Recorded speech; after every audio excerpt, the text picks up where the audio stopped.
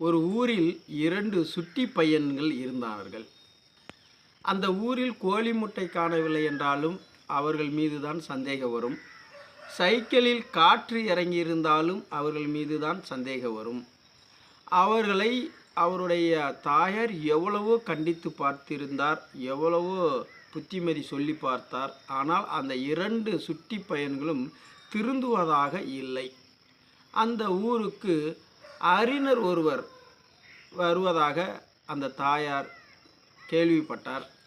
உடனடியாக அந்த அறிஞரிடம், எனது பையன்கள் 2 பேரும் ரொம்பவும் சுட்டித்தனமாக இருக்கிறார்கள், நீங்கள்தான் அவர்களை புத்திமதி சொல்லி திருத்த வேண்டும் என்று கேட்டுக்கொண்டார்.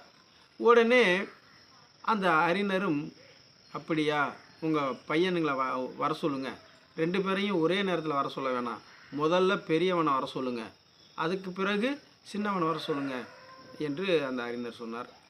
உடனடியாக அந்த தாயார், நீ அந்த அறிஞரிடம் ஒரு முட்டையை வாங்கிட்டு வா என்று சொன்னார்.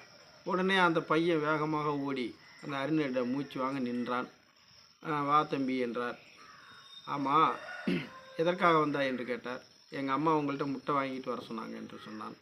அப்படியா, சரி, நான் ஒரு கேள்வி கேட்குறேன், அந்த கேள்விக்கு நீ பதில் சொன்னால் முட்டையை வாங்கிட்டு போகலாம் என்று சொன்னார்.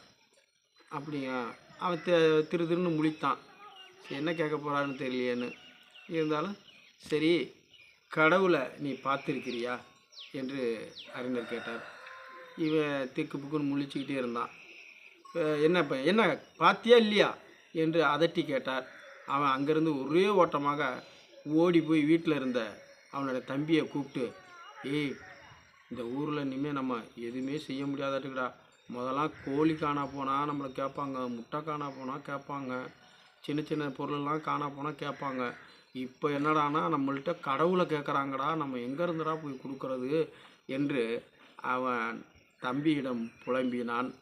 இனிமேல் நம்ம அந்த ஊரில் இருக்க முடியாது, வா ஓடி போயிடலாம் என்று அவன் இருவரும் அந்த ஊரை விட்டே ஓடி போனார்கள். நன்றி.